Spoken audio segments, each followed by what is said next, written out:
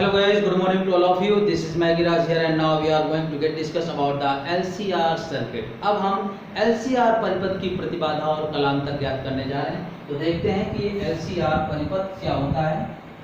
LCR परिपथ,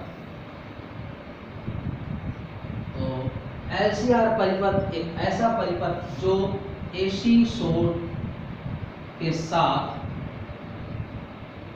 एक प्रतिरोध, एक संधारित्र और एक कुंडली तीनों जुड़े हों इस तरीके से। तो ये R है, ये C है, ये L है।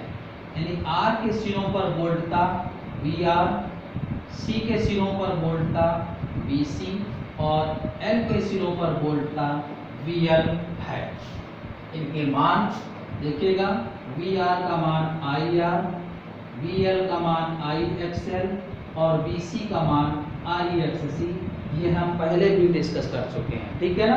तो आपको पता है कि R जो होता है उसकी वोल्टता L की वोल्टता से 90 डिग्री इस तरह से अटैच होगा, यानी L की वोल्टता ऐसे होगी और C की वोल्टता ऐसे होगी, ठीक है ना।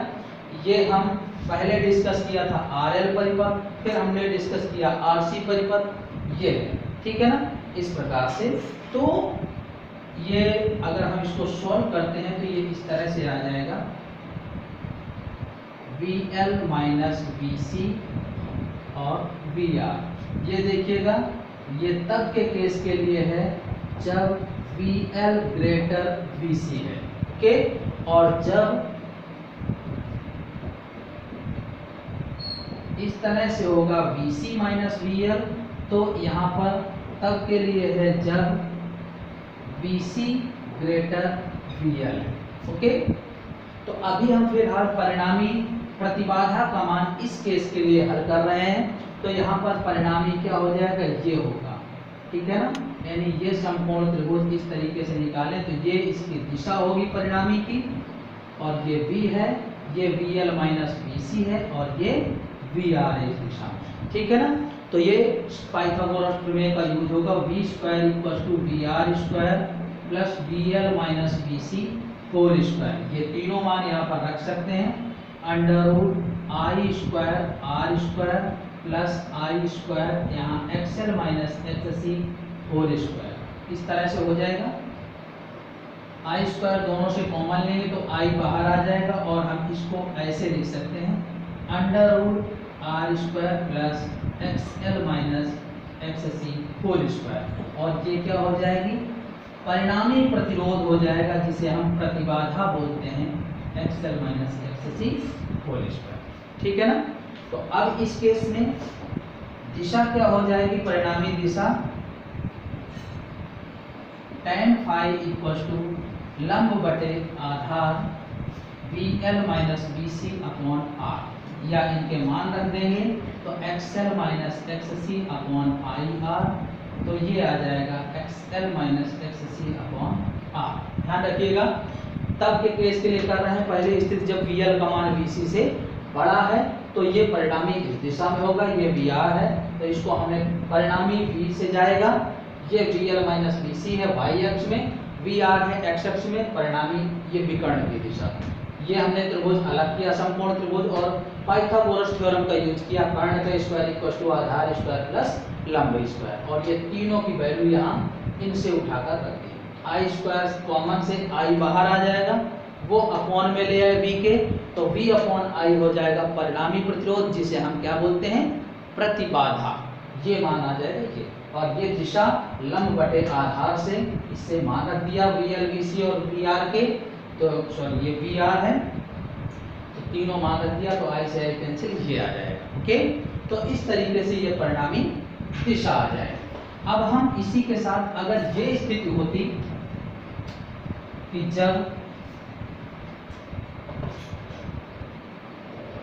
VC ग्रेटर VL होता तो इसकी स्थिति ये होती, VC माइनस VL, ये VR परिणामी दिशा में होता, इस तरीके से निकाल लिए, तो ये होता इसका परिणामी की दिशा, ये VR था और ये VC माइनस VL होगा। तो v square equal to v r square plus b C minus B l whole square.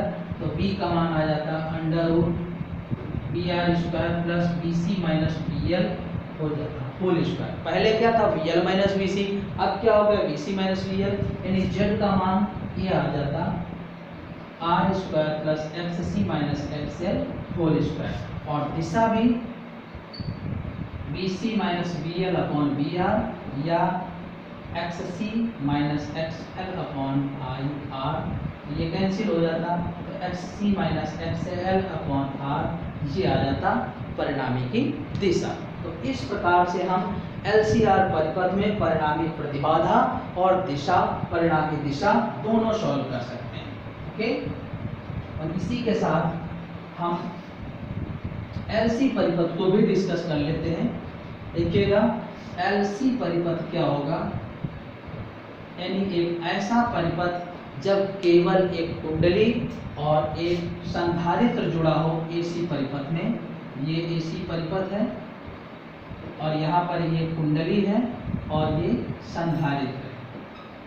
तो आपको ये पता है ये वोल्टता हो जाएगी VL और इसके सिरों पर वोल्टता होगी VC।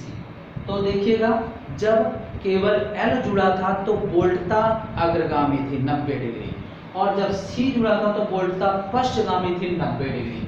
अर्थात दोनों ही वोल्टताएं इस तरीके से वर्क करेंगी। ये 90 डिग्री R की वोल्टता से आगे थी और ये 90 डिग्री R की वोल्टता से पीछे थी। इसका मतलब अब अगर L और C के बीच में देखें तो 180 अंश का कालांतर होगा। अब ये विपरीत दिशाओं में है, इसलिए यहाँ पर पाइथागोरस प्रमेय तो नहीं लगेगी, सीधे परिणामी वोल्टता आएगी VL माइनस VC।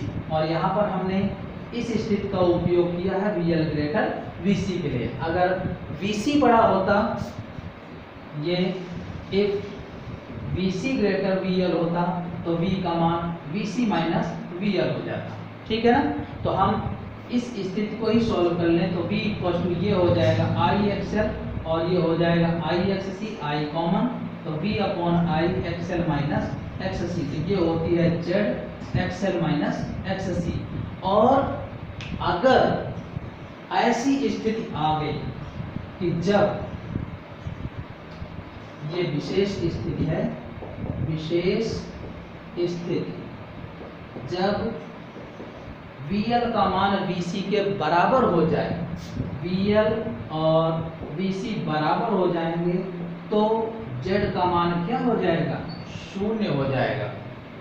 अर्थात यहाँ पर हम ये कह सकते हैं कि XL का मान XC के बराबर हो जाएगा, XL इक्वल टू XC, और ये होता है ओमेगा L और ये होता है 1/ओमेगा C। ठीक है ना, या इससे अनादि आवृत्ति भी निकाल लेंगे, omega equal to under root LC आ जाएगा। तो देखिएगा यहाँ पर परिणामी वोल्टता क्या होगी, V upon Z equal to XL minus XC। तो जब कलांतर 180 डिग्री हो तो अनुनाद की स्थिति में, अनुनाद स्थिति में ओके, परिणामी वोल्टता अरे वो प्रतिबाधा का मान क्या हो जाएगा, 0 हो जाएगा। ये ध्यान रखिएगा, मतलब Z का मान 0 ये होगा। तो इसी से अगर हम देखें कि विशेष कंडीशन LCR परिपथ के लिए, LCR परिपथ के लिए अनुनादी स्थिति में,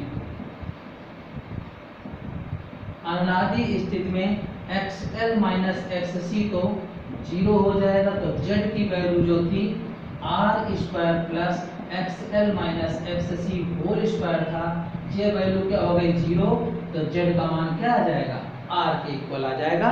यानी अनुनादी अवस्था में LCR परिपथ की जो प्रतिबाधा होगी ओमी प्रतिरोध के तुल्य होगी, इक्वल होगी। ध्यान रखिएगा, तो ये कोई विशेष स्थिति थी जहां अनुनाद की स्थिति बोलते हैं, और अनुनादी स्थिति में XL और XC के दोनों मान बराबर हो जाते हैं, अर्थात प्रतिबाधा शून्य हो जाती है LC परिपथ की। तो XL माइनस XC 0 हो जाएगा, तो ये Z का मान शून्य आर के इक्वल आ जाएगा, अर्थात एक्सएल माइनस एक्ससी का मान शून्य के इक्वल हो जाने पर जेड का मान ओमी प्रतिरोध के बराबर होगा एलसीआर पर।